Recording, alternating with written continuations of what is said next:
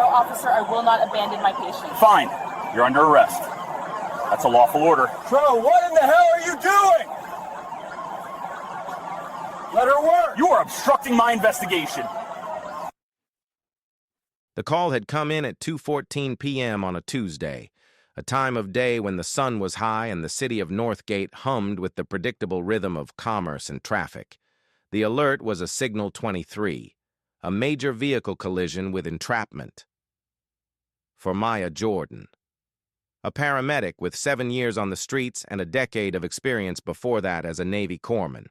It was a language she understood intimately. It meant twisted metal, crushed bodies, and a clock that was already running out.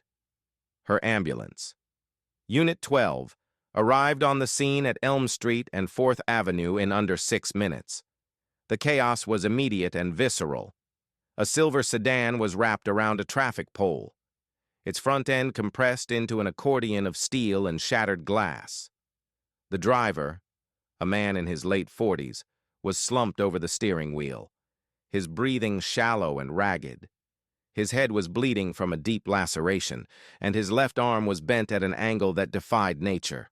"Leo, get the collar and the board!" "We need a full C-spine precaution," Maya commanded, her voice cutting through the noise of sirens and horns. Her partner, Leo Martinez, a steady and unflappable man she'd worked with for 3 years, nodded and moved to the back of the ambulance with practiced efficiency. Maya grabbed her primary kit and approached the wreck. She didn't run. She moved with a purpose that was faster than running. Every step was calculated. As she reached the driver's side door, which was bent open, she could hear the gurgling sound in the man's breathing, a sign of a compromised airway. She knelt beside him, her fingers immediately going to his carotid artery. The pulse was there, but it was weak and thready, a frantic butterfly beating against her fingertips. "Sir, can you hear me? My name is Maya. I'm a paramedic. We're going to get you out of here," she said, her voice a calm island in the storm of the man's trauma. He didn't respond. His Glasgow coma scale was dangerously low. Leo was beside her now with the cervical collar. As they worked in tandem to stabilize the man's neck, a shadow fell over them. Maya didn't look up, her focus entirely on the patient. Every second she wasted was a second the man's brain was being starved of oxygen. "Get away from the vehicle!" The voice was male, sharp, and laced with an authority that expected instant obedience. Still not looking up, Maya replied, her hands never ceasing their work. "I'm a paramedic treating a critical patient, officer. This is an active rescue scene. I didn't ask what you were. I said get away from the vehicle. Now." This time, Maya glanced up. She saw a police officer, young, maybe late 20s, with a tightly trimmed haircut and a jaw set in a rigid line. His name tag read D. Crow, and his badge number was 9412. His hand was resting on the butt of his holstered firearm, a posture meant to convey dominance. His eyes, however, held something else, a flicker of something brittle, an insecurity masked by aggression. "Officer, this man has a compromised airway and signs of a severe head injury," Maya explained, forcing her voice to remain level. "We are in the middle of stabilizing his spine. Moving him without precaution could paralyze or kill him. The fire department is 2 minutes out with the jaws of life. We need to maintain his airway until they can extricate." "I'm securing the scene," Crow snapped, stepping closer. "This is a potential crime scene. You are contaminating it. I need everyone to step back until I say otherwise." Leo, who had been silent until now, spoke up. "With all due respect, officer, her stabilizing him is securing the scene. He's the only one here. The other driver is over there with your partner. This man is our priority." Crow's gaze hardened, locking onto Maya. It was as if Leo hadn't spoken at all. "Ma'am, this is the third and final time I'm telling you. Step away from the vehicle. That is a lawful order. Maya looked from the officer's unyielding face back to her patient. The man's lips were starting to turn blue. The gurgling in his throat was getting worse. She knew, with the certainty of 1,000 other critical calls, that if she let go of his head to step away, his airway could close completely. He would die right here, on this stretch of asphalt, not from the crash, but from a police officer's ego. She made her decision in that split second. It wasn't really a decision at all. It was the only choice her training, her experience, and her conscience would allow. "No, officer," she said, her voice firm and clear, her eyes meeting his. "I will not abandon my patient for a moment." Officer Crow looked genuinely stunned, as if the concept of someone, especially a black woman, refusing his direct command was a possibility that had never occurred to him. The shock quickly morphed into a dark, simmering rage. The crowd of onlookers, their phones already out and recording, seemed to fade away. The world narrowed to the space between the paramedic, the patient, and the policeman. "You're not," he said, his voice dangerously low. "Fine. You're under arrest." Maya couldn't believe what she was hearing. Under arrest? For what? For doing my job? "For obstruction of justice and failure to obey a lawful order," Crow said, his hand leaving his weapon and reaching for the handcuffs on his belt. He took a step forward, his intent clear. Leo moved instinctively, placing himself partially between them. "Officer, think about what you're doing. You can't be serious. We're on a recorded line with dispatch. The fire department is pulling up right now." Crow shoved Leo aside. "You back off, or you'll be next." He loomed over Maya, who was still kneeling, her hands cradling the dying man's head. "I gave you a choice. You made the wrong one." The sound of the fire truck's air brakes hissed behind them, but Officer Crow didn't seem to hear it. His entire focus was on this one woman who had dared to defy him. He reached down and grabbed Maya's arm, his fingers digging into her bicep. "On your feet! Now!" The sensation of Officer Crow's fingers clamping down on her arm was a jarring intrusion of violence into a space that was supposed to be about healing. Maya's mind, trained to operate under the extreme stress of medical emergencies, struggled to process the new, absurd reality. One moment, she was fighting to save a life. The next, she was being physically assaulted by a law enforcement officer. "Officer, do not touch me," she said, her voice sharp with a command authority of her own. "You are interfering with emergency medical care. That is a felony." Crow scoffed, a bitter, dismissive sound. "You're the one interfering. You're under arrest." He yanked her arm, trying to pull her to her feet. But Maya was anchored by her duty. Her hands remained steady, supporting the unconscious man's head and neck, maintaining the inline stabilization that was his only chance. She was a rock, and Crow's fury was a wave breaking against her. The force of his pull sent a jolt of pain through her shoulder, but her hands did not move from her patient. "Let go of me," she repeated, her gaze now fixed on the man on the gurney. "My patient is decompensating. He needs oxygen now." The firefighters were swarming the scene now, their heavy turnout gear a stark contrast to the police and paramedic uniforms. The fire captain, a burly man named Dave Haskins, whom Maya had known for years, took in the scene with wide, disbelieving eyes. A paramedic on her knees, treating a patient, with a cop physically trying to pull her off. "Crow, what in the hell are you doing?" Haskins bellowed, his voice accustomed to being heard over sirens and power tools. "That's a critical patient. Let her work." Crow, his face now a mask of crimson fury, seemed to see Haskins' intervention as a further challenge to his authority. He had gone too far to back down. Doubling down was his only move. She's obstructing my investigation. She's under arrest, he shouted back, his voice cracking with rage. He yanked on Maya's arm again, this time with more force. The sudden movement caused the patient's head to shift slightly. A low moan escaped the man's lips, and his body twitched. Maya felt her heart seize with fear. A spinal injury could be catastrophically worsened by such a movement. "You're going to kill him!" she cried out, a crack in her professional composure finally showing. "Leo, take over C-spine. Take over now." Leo, who had been pushed back, scrambled forward and slid into place, his hands replacing Maya's in a seamless, practiced exchange. The moment her hands were free, Maya lost her anchor. Crow took the opportunity, pulling her backward with a vicious tug that made her stumble onto the asphalt. She landed hard on her hip, the rough surface scraping her skin through her uniform pants. Before she could even register the pain, he was on her, twisting her arms behind her back with a force that was completely unnecessary. The cold, metallic bite of the handcuffs closing around her wrists sent a shockwave through her system.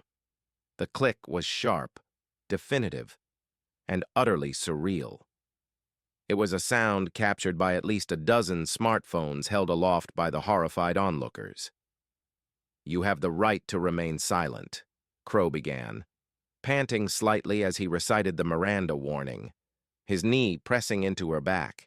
The words were a garbled mess, spoken more out of rote obligation than any concern for her rights. From the ground, Maya twisted her head, her eyes searching for her patient. She saw Leo and the firefighters working frantically, placing an oxygen mask on the man's face while Captain Haskins was in Crow's face, screaming, "You goddamn idiot! Crow, I'm reporting this! You're finished!" "She resisted arrest," Crow yelled back, pulling Maya to her feet. He was holding her by the cuffed hands, parading her through the very scene she was supposed to command. The humiliation was a physical blow, as potent as the pain in her shoulder and hip. She saw the faces in the crowd. Shock, pity, and for some, a grim, knowing anger. She saw her ambulance, Unit 12, its lights still flashing, a beacon of a duty she was no longer allowed to perform. Her mind raced, cataloging the violations: unlawful interference with emergency medical services, assault, false arrest. But a more primal fear was taking over. The man in the car, her patient. She had been forced to abandon him. His life was hanging in the balance, and the delay, this insane, ego-driven interruption, could be the thing that tipped the scales against him. "My patient," she said, her voice hoarse as Crow pushed her toward his patrol car. "What about my patient?" "Not your problem anymore," he grunted, shoving her toward the open rear door. "Should have thought of that before you decided to be a hero?" He pushed her into the back of the car. The door slammed shut with a heavy, final thud, sealing her in a world of plastic seats and metal mesh. The sounds of the rescue, the firefighters shouting, the whine of the hydraulic tools preparing to cut the man free, were now muffled, distant. She was a spectator to her own call, a prisoner at the scene of her own life's work. It was a violation so profound, it felt like it was rewriting her very identity. The back of a patrol car is a deliberately dehumanizing space. The seats are hard, molded plastic, designed to be hosed down. There are no handles on the inside of the doors. A thick metal and plexiglass partition separates the back from the front, creating a cage within a cage. For Maya, sitting there with her hands cuffed painfully behind her back, it was a box of suffocating helplessness. Through the rear window, she could see the scene unfolding as if watching a movie with the sound turned down. She saw Leo, his face a grim mask of concentration, directing the firefighters. Captain Haskins was still arguing with Crow, his gestures sharp and angry. Crow's partner, an older officer named Miller who had been dealing with the other driver, now looked completely bewildered, caught in the fallout of his partner's catastrophic decision. Crow finally stomped away from Haskins and got into the driver's seat. He slammed the door, started the engine, but didn't move. He picked up his radio microphone, his back rigid. Maya could hear his side of the conversation, a clipped and self-serving version of events. Dispatch, be advised. I have one female in custody at the scene of the 10 to 50. Obstruction of governmental administration. Show me en route to central booking. He deliberately omitted that the person in custody was the lead paramedic. It was a lie of omission, the first of many she knew he would tell. The radio crackled back, the dispatcher's voice betraying a hint of confusion. 10-4-9412. Is medical scene secure? The scene is under control. Crow bit back, an edge in his voice. He threw the microphone back onto its cradle and gripped the steering wheel, his knuckles white. He still didn't drive away. He was watching the rescue, as if to prove to himself that his actions hadn't mattered. Maya watched too, her heart a leaden weight in her chest. She saw the firefighters use the jaws of life, the powerful tool tearing through the car's A-frame with a demonic screech. They worked with incredible speed and precision. She saw them place a backboard under the patient and, in a coordinated movement, slide him out of the mangled wreckage. Another ambulance. Unit 7 had arrived on the scene. The lead paramedic, a woman named Sarah Jenkins, rushed over. Maya had trained Sarah years ago. She saw the moment Sarah spotted her in the back of the patrol car. Sarah's face registered a flicker of disbelief, then a flash of anger. She looked from Maya to Crow, then back to the patient, her expression hardening with resolve. This was no longer just a routine trauma call. It was a rescue with a witness, a victim of something other than the crash. Maya watched as they loaded the patient into the back of Unit 7. His face was ashen, his body limp. They had him on a non-rebreather mask, and Leo was manually bagging him, forcing air into his lungs. The delay was palpable. The golden hour, the critical window for treating trauma patients, was shrinking, and minutes, precious, irreplaceable minutes, had been squandered on Crow's power play. How much damage had been done? How much bleeding had worsened? How much closer to death had he slipped while she was being handcuffed? The doors to Unit 7 slammed shut. Its siren wailed to life, a mournful cry that tore through the air as it sped away, carrying her patient, her responsibility, to the hospital without her. The sight of its flashing lights disappearing down the street felt like a physical punch to the gut. Finally, Crow put the car in drive. The patrol car pulled away from the curb, leaving the chaotic scene behind. The silence inside the car was thick and suffocating. It was broken only by the crackle of the radio and the sound of Maya's own breathing, which she consciously tried to keep slow and steady. She would not give him the satisfaction of seeing her break. You realize that man will likely die, and his death will be your fault, she said, her voice devoid of emotion. It was a statement of fact. Crow glanced at her in the rearview mirror, his eyes cold and empty. He'll die because of the crash. You'll be in jail because you couldn't follow a simple instruction. Everybody gets what they deserve. Maya leaned her head back against the partition.